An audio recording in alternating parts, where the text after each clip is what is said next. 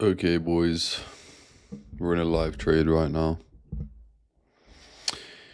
Um, yeah, I just thought you might find it interesting to watch me in a trade live. This is the current scenario. Okay, so um, we're in a trade. We've just endured some nasty drawdown where I was low key expecting us to get stopped out. Um, we've kind of uh, we've kind of moved up a little bit since then, so that's nice to see. Obviously, just I'm waiting for my alerts to get hit. Either way, we're either going to lose or we're going to manage our stop loss after this alert gets crossed. But the thing is, right? Um, Firstly, I'm going to quickly check that I'm actually live just to make sure. Um,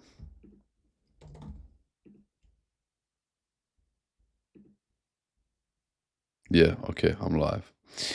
Um, yeah, so the problem with this trade is that I could potentially see how it doesn't play out. And for me, that is low key like it makes it less probable if I can tell that there is another potential way it could play out, right?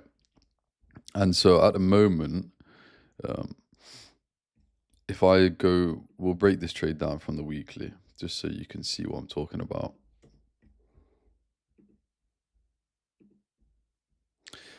So on the weekly on Euro JPY, we've swept the previous week low, and this is the way the weekly candle's shaping up. Large wick to the downside. So that tips its hand to me that potentially we could see price continue a bit higher today.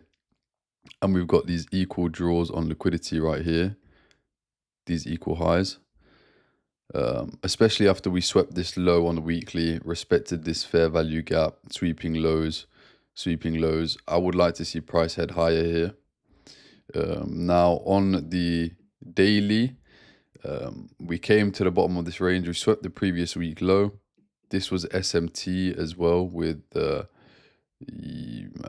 think it was SMT with GBP JPY at a key level. So that's one thing to note. Then on the 4 hour, we basically are kind of forming like a market maker buy model, right? We've swept that external range liquidity. We've closed above some bearish PD arrays like this fair value gap right here. And then we respected that.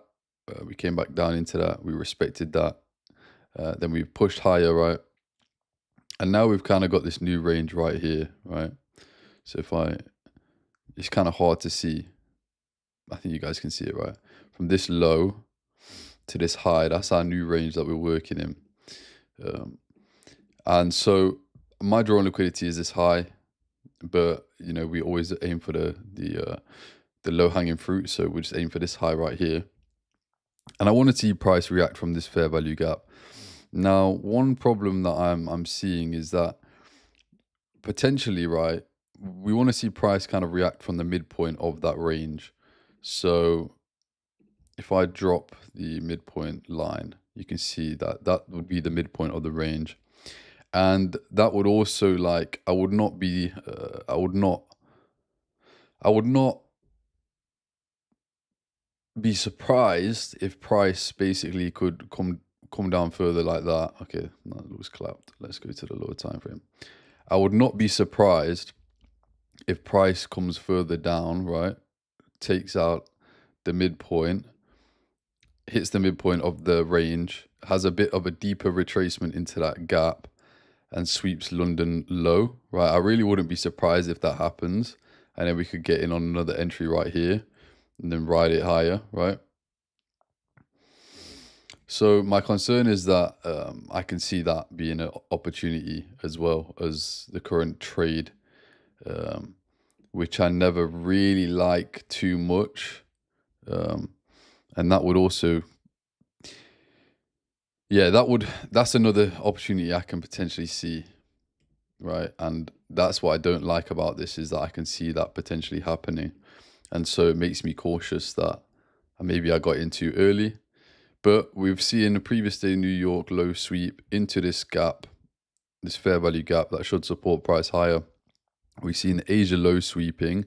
Granted, we've had a large Asia session, which doesn't really tip its hand to a larger London expansion, which is also contributes to why I can potentially see, you know, something like that playing out later in the day. Um, but we're in the trade now. We had basically this consolidation, manipulation into the lows below Asia, and then we've basically broken this structure right here, market structure shift of this swing high right here. I think it's clear on 2 minutes. That swing high right there, and we've come deep down into this range. But on the 5 minutes, we had like this super clear fair value gap right here for entry. So ideally, you know, I would have liked to see something like that and then kind of push out like aggressively immediately. We had a really deep drawdown. Looks like we respected this rejection block for the time being. But I actually wouldn't be surprised if we did see that, and makes me want to close the trade out. But at the same time, it's a good trade. It is a good trade.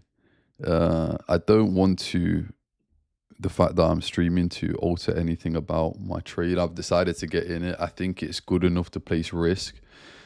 At the same time, we've also got SMT with GBP JPY at this key level. So Euro JPY took out that low right there, right? And GBP JPY has not taken out that low. So it's really the stronger pair right now. And if I look at it on the 4 hours, market maker buyer model on the 4 hour, we've got this inversion fair value gap respected once right here, right there. So that can act as support on this side. Couple it with this PD array. We've got two overlapping, we basically got a balanced price range, two overlapping fair value gaps. I would like to see this area kind of support price higher if it was going to go this way. But there is no entry on this one. But Euro JPY has got something that is valid for me. So yeah, if we hit a 1-to-1, I'll consider trailing my stop loss a little bit, because I mean, where I'd trail it to would probably be below this low right here, which is really not much at all. Which is another thing I don't particularly like. I would rather trail it to like half the risk. And what else is there to note? Yeah, on EuroCAD, I had this trade idea this morning, which I'm not massively confident in, because it's kind of choppy, right? But if I break this idea down, let's have a look. Is it on the monthly? So if you look at the previous monthly candle, right? This candle right here, we swept the previous month, right? So April swept March, closed back inside the range. We left this large fair value gap lower. And although we haven't taken any like significant liquidity up here, I could still see price doing something like that, rather than just running straight there. Because these are my draws on liquidity on the monthly for EuroCAD. So that's like obviously kind of counter trend, which is like not necessarily, I mean, I don't really trade a trend anymore, but like, I don't like the idea of kind of going against this larger bullish direction. But then if we drop down to the daily, you can see that we've had that previous monthly high sweep. Then we've had this clear order block right here that price is respected and pushed lower. We've broken this low. And then we come up into this fair value gap right here, and we've consolidated. And then yesterday we had a large manipulation of that consolidation, which is what I was wanting to see. And so that would be like a Thursday reversal profile, Monday, Tuesday, Wednesday, Thursday. basically chopping. Thursday manipulates. Friday, I would want to see the daily candle probably open, high, and then low, taking out that low right there, and could potentially attack the midpoint of this last down close candle, right? Just for a deeper retrace, maybe we do something like that. Or maybe we just basically come down to that high time frame drawing liquidity. But this one I'm not so confident about. It's just an idea that I'm playing around with at the moment. So on the 1 hour, my idea this morning was I wanted to see, so this was yesterday, we manipulated on Thursday.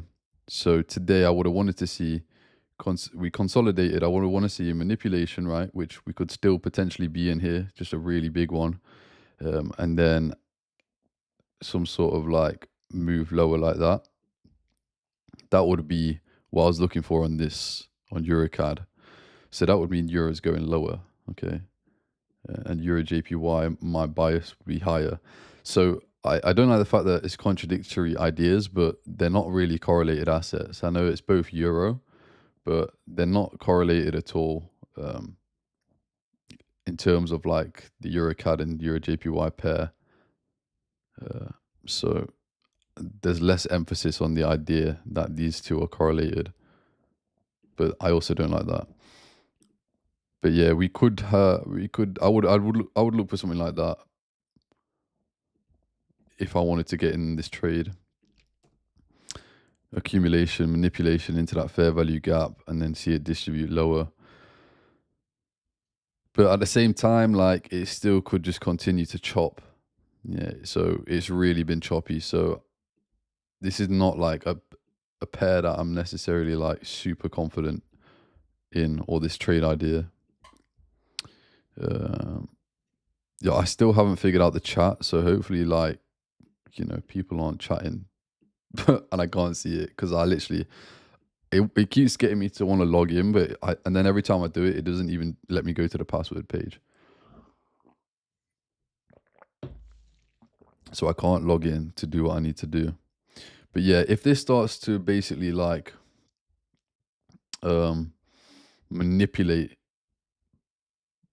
break through that low, and then on the 4 hours, which closes in 20 minutes, maybe the next 4 hour candle, if I was gonna take this short, it would have to like open here and then close all the way down here, and then we'll have like and to combine them two candles together would be like a large wick from this order block, and then there's this fair value gap inside of that order block. But who knows, like, this pair is quite choppy, so this one would be like lower probability for me, but it could still play out. And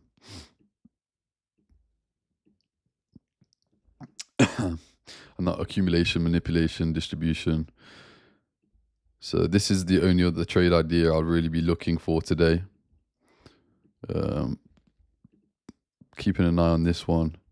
Yeah, so I don't know what's going to happen. And to be honest, like, I don't like the fact that I can see the other side of this trade potentially. Well, not the other side, but I can see how it might not play out and play out later. But for now, I'll just wait. It's nice to see that we've basically, I literally, we were down here and I was like, fuck, like, this trade's losing. So I just went and got a coffee and was like, yeah, it is what it is. Because I thought it was a good setup still. But now we've kind of, it's nice to see that we didn't just melt through my stop loss. I hate it when that happens. I hate it when we just, like, I get entered and we just melt to the stop loss.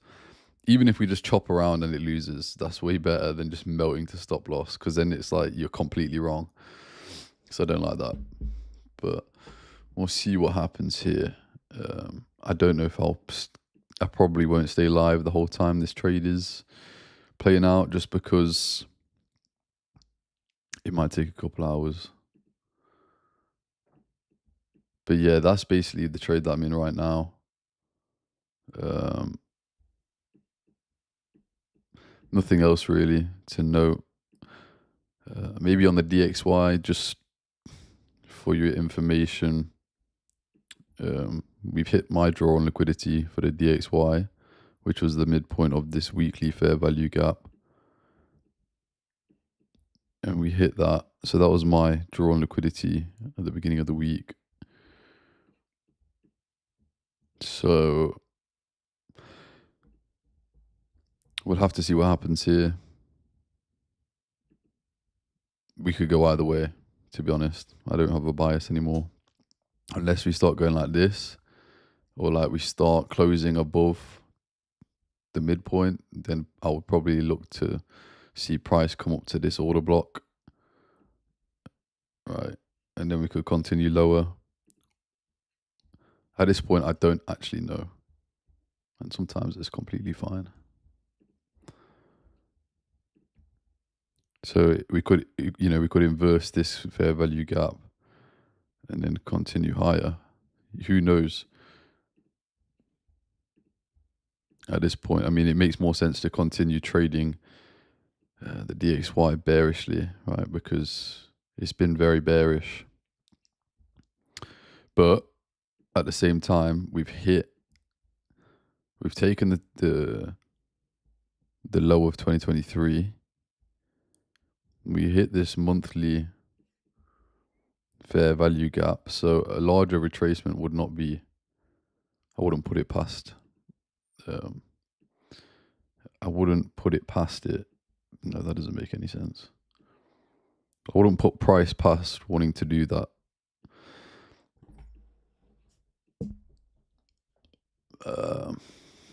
The US 10-year yields. I'm just going over random charts now, but if you look at it on the daily, you can see how we're just literally like in this massive consolidation. We're sweeping the lows, we're sweeping the highs, we're just bouncing around off PD arrays. So there's no clear bias yet for me for the government bonds. And just so you know that the DXY follows suit with the bonds. So that's why you want to look at the bonds, right? I could try and remember exactly why. I think it would be going into the fundamentals a lot, and I might get it wrong. But stronger bonds. If you buy a bond, you get a certain percentage return on your money. So the larger the return on the money, right? Say it's 5%, that attracts more investors, right, from other countries or large institutions, and because it attracts that investment, that strengthens the dollar. Vice versa, if it weakens, it will have a lower percentage return, right, compared to other assets. So money will flow out if it has a lower return because they can get a larger return elsewhere on their money. So that's why the DXY follows suit with the bonds. Just a fundamental lesson right there. I love the fundamentals of things. Like I love to fully understand shit like that. So yeah, it's kind of just chopping around right now. Potentially we could start to see price, just kind of make its way up here, like to that, because we've come down into the midpoint of this range from this low to this high. We respected this fair value gap in discount. Now we're respecting bullish PD arrays. So we could be in a market make and buy model right here.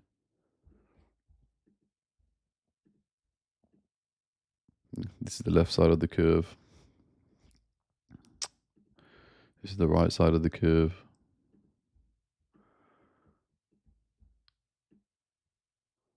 All right, could be doing something like that. So,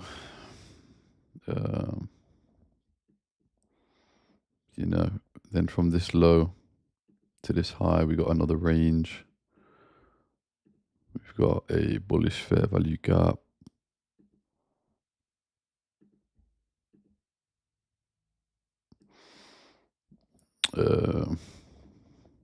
We got a breaker block. we've got this down close series of down close candles, and that's basically a bullish order block. So, we could start to see price, form a mini market maker buy model, continue to this high, and potentially long term this high and this high. So, if that's what it wants to do, then the DXY will follow suit likely and have a deeper retracement. This looks clapped. Let's get rid of that. Yeah. So then we could see a deeper retracement on the DXY. So, yeah, let's see. How's this looking? I mean, I don't want to dwell over the trade too much or look at it too much.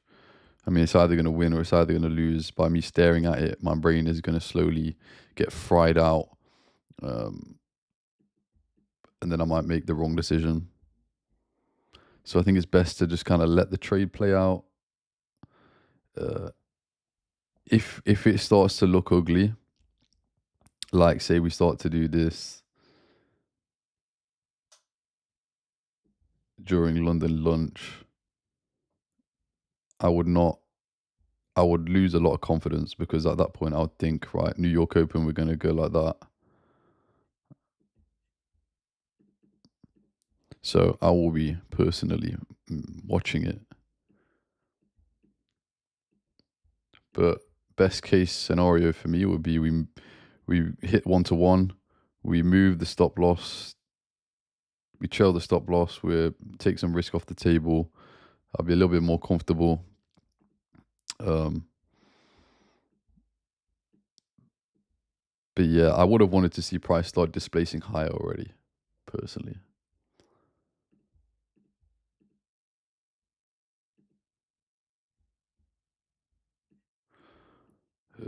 I do apologize if you lot are leaving comments, because I can't see them. You just won't let me.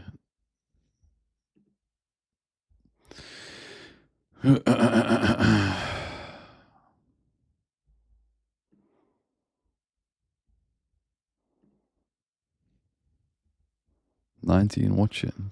Wow, appreciate you very much for all watching. You lot are leaving comments, because I can't see them. I'm enjoying doing these quite a lot, but I don't want it to take away from my own trading. So if I don't feel like doing them, I won't.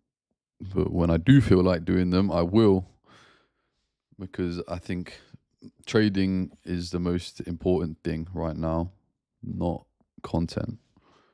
But still, I do enjoy doing live streams.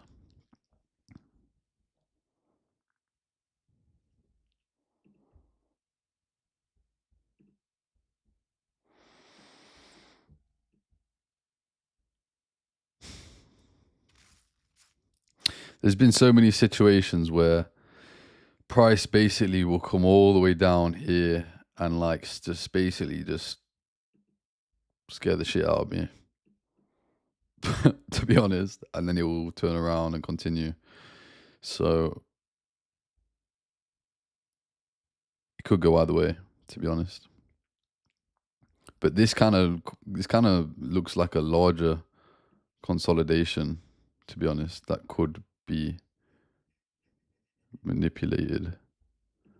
So I would want to start to see displacement soon to feel really confident. One more thing is, I missed this trade yesterday. Well, I didn't really miss it because I don't trade London close, but I was waiting for this trade all day on Euro USD, and I would have entered for sure if we had seen if we had seen this break happen in New York and then entry, right? I would have 100% entered, because I was waiting for it all day, but it occurred out in London close. So we had a high, another high, and then we broke through. That was the market structure shift right there. Fair value gap. And then this was the draw on liquidity, and I would have just aimed a little bit further past that for this wasn't sufficient RR, 1 to 8, 1 to 2, 1 to 1.8, 1 to 2. And I was waiting for this trade all day, and then it fell outside of my trading times, and I never trade London close. So I'm not just going to place a trade London close because I don't know the dynamics of the session. I don't really have any data to show. But it is annoying because like I follow like 3 people on Twitter, and 2 of them are 2 people that trade like me. And that's why I only follow those 2. And basically, you know, one of them was in this trade, and it's like fuck. I wanted to be in that trade, but I didn't get in because it was outside of my session, which is just fine. Like I followed the rules, so what is there to be sad about or annoyed about? But it is annoying when you miss a trade that you've been waiting for all day.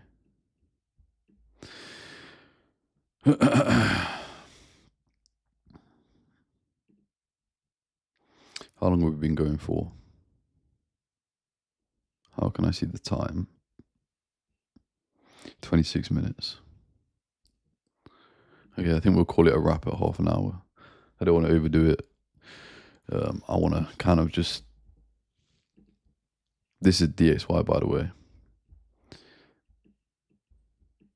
Super clean price action on the DXY, but I don't trade the DXY. So this was Monday. No, this was Wednesday. This was yesterday.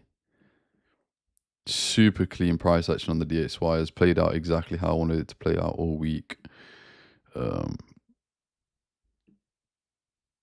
See, I love it when price action plays out how you expect, to be honest.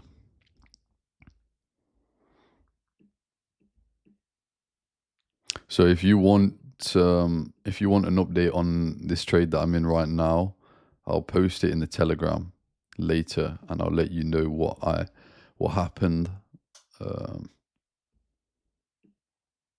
Yeah. So go and join the Telegram right now. I think the link is on my page somewhere. I should have put it below this video, but I still got to figure out all this streaming shit, so it will automatically do that for me. But yeah, I'm looking at the DXY. I'm thinking potentially TGIF today. TGIF is, thank God it's Friday. Basically, if you think about the weekly candle, let's use this. Let's make it black. Right. So this is, let's say the weekly candle opens right here. Then we put in the low of the week, right? Okay. So then we'd have a wick below. Like that. After we put in the low of the week, then we start expanding towards our target, right? Target is met up here. And then what does the end of a candle typically look like? Well, it'll usually leave a wick above, right? So if this is the low of the week's been put in on Tuesday, then then Wednesday will expand, Thursday will expand, maybe Friday into the target, and then the rest of Friday will come back and finish the candle with a wick above. So TGIF is essentially like printing that week, the top of the wick, right, coming back into the weekly range after we hit that draw on liquidity. So yeah, that looks like what we're doing today. Okay, what time is it? 29. All right, boys, thank you very much for tuning in. Join the Telegram if you want an update on the trade that I'm currently in right now. And hopefully you found some value in this short live stream, because I enjoyed doing it. And I'll see you